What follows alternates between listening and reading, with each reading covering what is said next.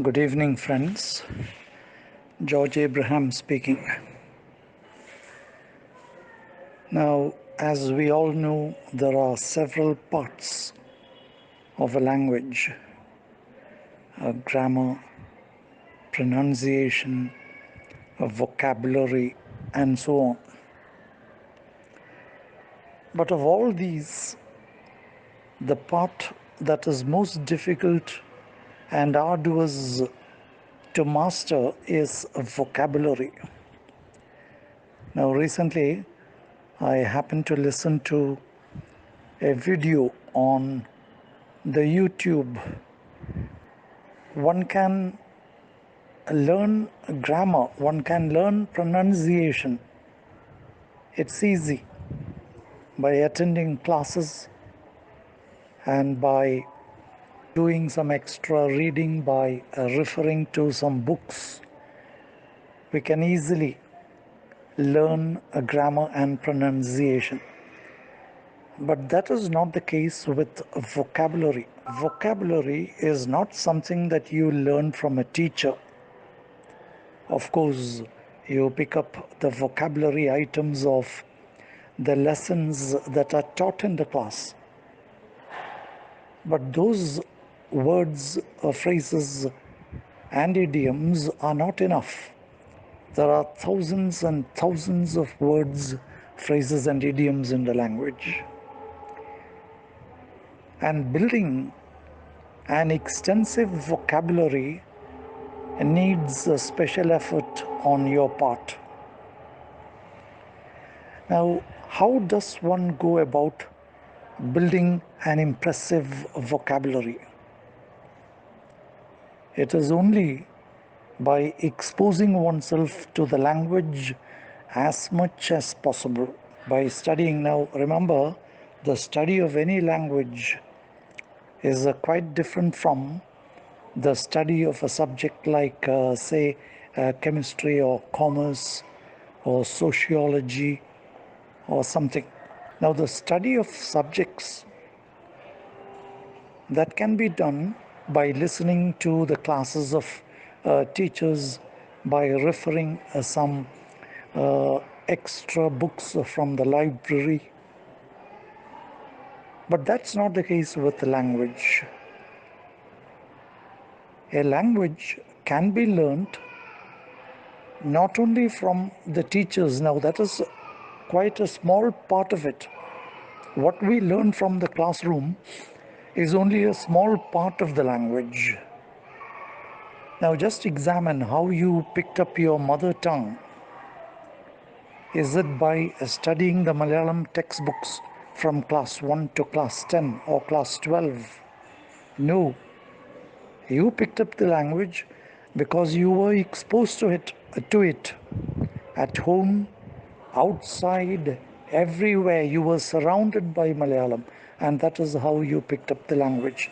Now, that's the case with English or any other language for that matter. You have to expose yourself to it as much as possible. The more you expose yourself to a language, the better are the chances of your picking it up.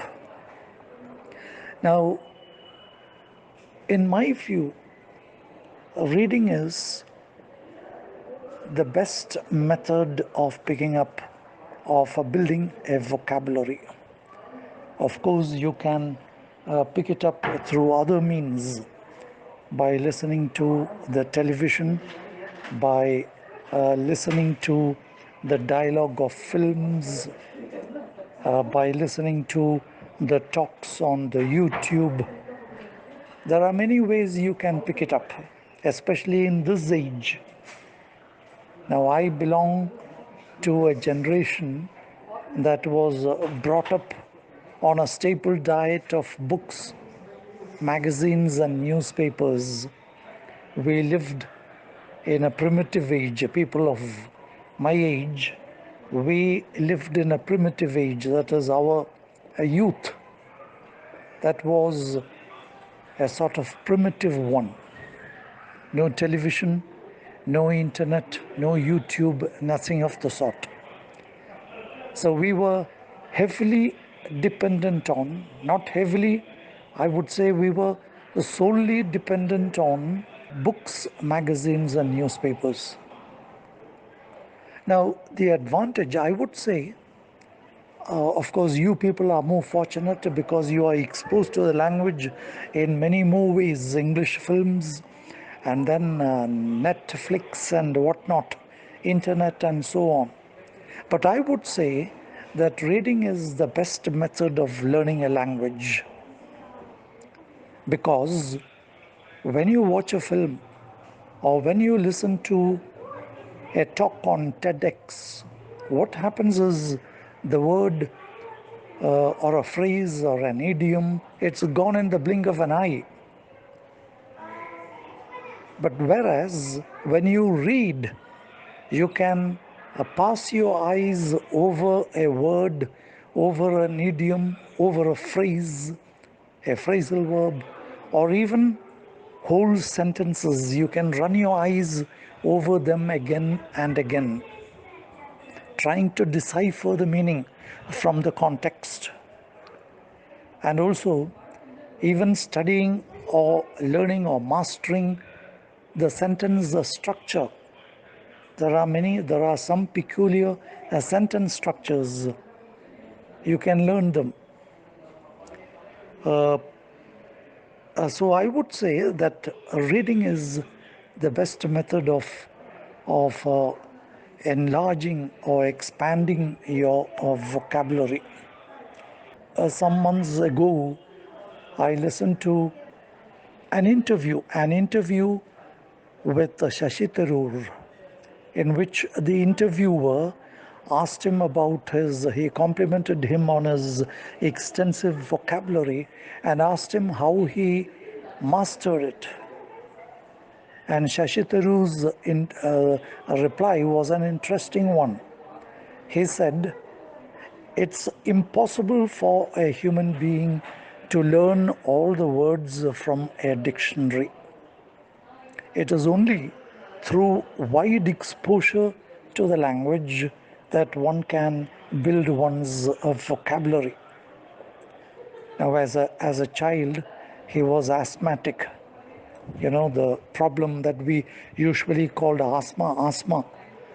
It has to be pronounced asthma. Now, he was asthmatic. He was an asthma patient, and he was confined to bed, while children of his age were romping about, frolicking about, playing games. He was confined to bed. And his sole companions were books. He was a voracious reader, and he was also a very fast reader. Now, as he was confined to bed, his father used to buy lots of books, storybooks for him. Storybooks of Enid Blyton. I don't know if you have read Enid Blyton books. Those are meant for children, the adventures of a group of children. Now, he was such a fast reader that Shashi Tharoor said that sometimes when his father has bought a book, a storybook for him, by the time they reach home, Shashi Tharoor would have finished reading it. He was such a fast reader. Now, according to Shashi Tharoor, you pick up the meaning from the context. Most of the words, you can pick up the meaning, you can understand the meaning from the context itself. And only those words which cannot be deciphered from the context need be looked up in the dictionary. Now, I'll give you a couple of examples to illustrate it. Now, you come across the word report, R-E-P-O-R-T. All of us know the ordinary meaning of report, a progress report, or a lab report, or the report of the annual report of a company, or anything of that sort. Apart from that, a report has another meaning that is a mild explosion. It can be used as a noun and as a verb. Now you are going through a thriller, and then you suddenly come across this sentence: the report of the gun could be heard miles away. The report of the gun could be heard miles away. Even a person with the meanest intelligence can decipher the meaning, can understand the meaning. A report here means the explosion of the gun. So this is just an example to prove that the meaning of most words can be deciphered from the context. So I would say, repeatedly I say, reading is the best method of building one's vocabulary. In order to speak forcefully and convincingly, and also to understand what others speak, what others are speaking and what others are writing, one needs to have an extensive vocabulary. But reading is a fast disappearing habit. You people cannot be blamed. If you are averse to reading, I cannot blame you, because there are a lot of temptations in your way. Digital temptations, I would call it. So try to overcome these temptations and try to read, and not only read, listen to the BBC News, try to listen to the TEDx talks. And when you read, there's another thing that I would like to point out. When you read, it should be mindful reading, mindful, mindful reading. Now, mindfulness is it's spoken of.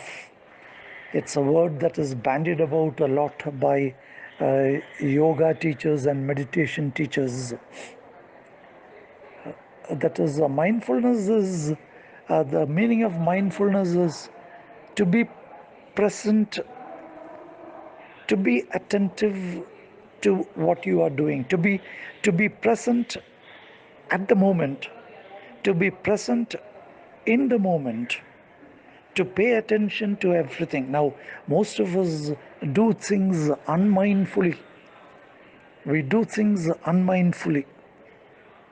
While shaving, while driving, while walking, our thoughts are elsewhere. Now, that is unmindful. I would call it unmindful bathing, shaving, driving, walking. Now, reading also can be mindful and unmindful. For example, there's an absorbing a thriller. You are so very much absorbed in the book. You are curious to know what happens next.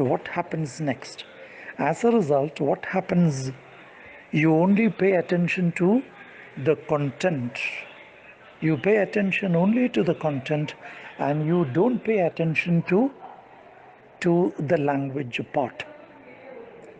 So mindful reading is paying 100% attention to what you are reading, the structure of the sentences, the choice of the diction or choice of words, the phrasal verbs, the phrases, the idioms, trying to decipher its meaning.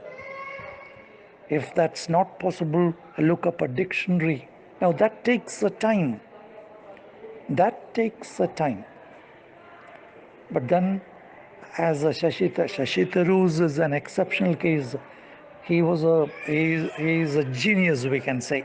According to him, he used to read quite a lot. Now, English words have, each word has many meanings. It's not just one meaning that it has. It has many meanings, and often he grasps one meaning, and then he is always reading, as a result of which from another context he picks up the second meaning. That was how he mastered such an impressive vocabulary. So that's it. Try to build up a good vocabulary and try to read and also make use of the other opportunities that are available to you, like the television, films, lectures, and so on. Thank you all. I wish you all the best in your endeavor to master this magnificent language. Thank you.